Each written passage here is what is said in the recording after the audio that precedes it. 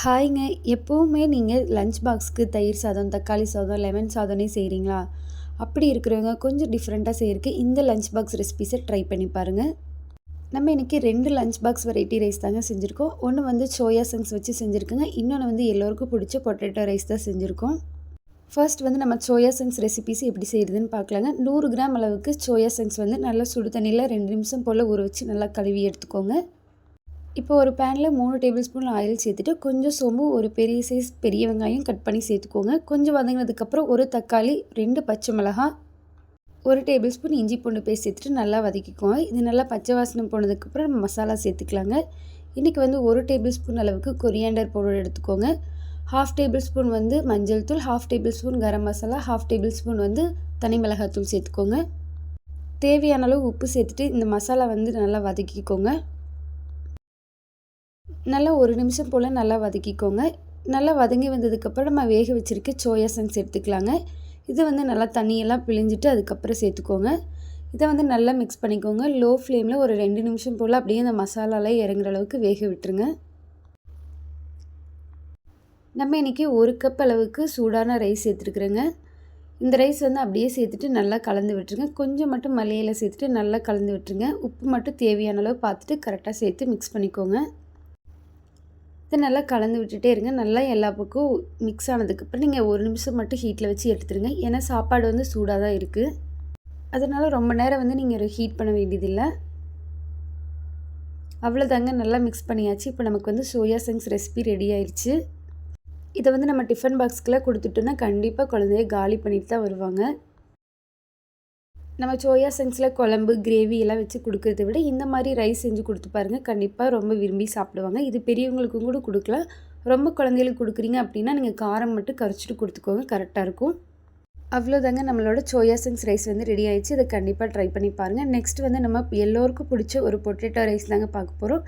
நம்மள நிறைய பேரோட ஃபேவரட் வெஜிடபிள் அப்படின்னாவே அது பொட்டேட்டோ தான்.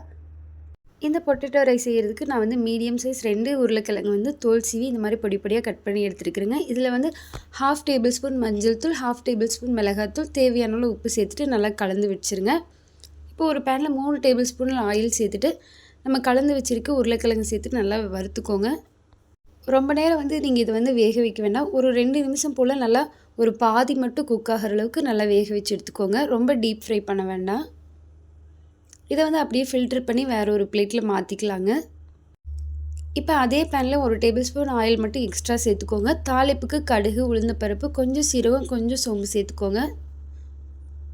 ஒரு மீடியம் சைஸ் வெங்காயம், 1 பச்சை மிளகாய், 1 தக்காளி சேர்த்துட்டு நல்லா வதக்கிக்கோங்க. இதில் வந்து குழம்பு மிளகாத்தூள் 1 டேபிள் ஸ்பூன் சேர்த்துக்கோங்க. தேவையான அளவு உப்பு, கொஞ்சம் மஞ்சள் தூள், கரம் மசாலா, மல்லித்தூள் சேர்த்துக்கோங்க.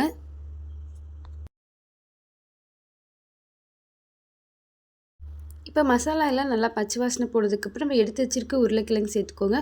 உருளைக்கிழங்கு வந்து இன்னும் கொஞ்சம் நேரம் வேகணும். ஒரு 5 நிமிஷம் போல் மூடி போட்டு 2-3 டைம் நல்லா திருப்பி விட்டு வேக வச்சிங்கன்னா நல்லா வெந்துடும். தண்ணி எதுவும் சேர்த்துறாதீங்க. அந்த எண்ணெயிலேயே வந்து உருளைக்கிழங்கு டக்குன்னு வெந்துடும். இந்த மாதிரி நல்லா கலந்து விட்டுக்கோங்க. தேவையான அளவு உப்பு மட்டும் கரெக்டானு பார்த்து சேர்த்துட்டு நல்லா மூடி போட்டு மூடி வச்சுருங்க. ஒரு 5 நிமிஷத்துக்கு அப்புறம் ஓப்பன் பண்ணி திரும்பவும் நல்லா மிக்ஸ் பண்ணிவிட்டு மூடி வச்சுருங்க. இந்த மாதிரி ஒரு 2 டைம் மூடி வச்சிங்கனாவே உருளைக்கிழங்கு வந்து ரொம்ப ஈஸியாக வெந்துடும். இந்த டைமில் வந்து நம்ம ரைஸ் சேர்த்துக்கலாங்க. இதில் வந்து 1 கப் அளவுக்கு நான் ரைஸ் சேர்த்துக்கிறேன். கடைசியாக கொஞ்சம் மல்லி இலை சேர்த்துட்டு நல்லா கலந்து விட்டுருங்க. மசாலாலாம் நல்லா மிக்ஸ் ஆனதுக்கப்புறம் நீங்கள் இறக்கிடுங்க. 1 நிமிஷம் போல் மட்டும் நீங்கள் நல்லா மிக்ஸ் பண்ணிகிட்டே இருங்க அந்த ஹீட்டில் வச்சு. அதுக்கப்புறம் ஆஃப் பண்ணிடுங்க. இந்த பொட்டேட்டோ ரைஸ் வந்து ரொம்பவே சூப்பராக இருந்துச்சுங்க. கண்டிப்பாக ட்ரை பண்ணுங்கள். இதுக்கு வந்து கூட ஒரு வத்தலோ இல்லை ஒரு முறுக்கோ வச்சு கொடுத்தீங்கன்னா ரொம்பவே சூப்பராக இருக்கும். குட்டீஸுக்கு மட்டும் இல்லை, பெரியவங்களுக்கு கூட இந்த ரெசிபி வந்து லஞ்ச் பாக்ஸ் கட்டி கொடுத்தீங்கன்னா ரொம்ப விரும்பி சாப்பிடுவாங்க. Potato rice and soya chunks recipe கண்டிப்பாக ட்ரை பண்ணுங்கள். ரொம்பவே சூப்பராக இருக்கும். உங்கள் வீட்டு குட்டீஸ்க்கு இந்த ரெசிபி கண்டிப்பாக ட்ரை பண்ணி கொடுங்க. நீங்கள் இது வரைக்கும் நம்ம சேனலை சப்ஸ்கிரைப் பண்ணாமல் இருந்தீங்கன்னா கண்டிப்பாக சப்ஸ்கிரைப் பண்ணி வச்சுக்கோங்க. இந்த ரெசிபீஸை ட்ரை பண்ணிட்டு எப்படி இருக்குன்னு கமெண்ட் பாக்ஸில் கமெண்ட் பண்ணுங்கள்.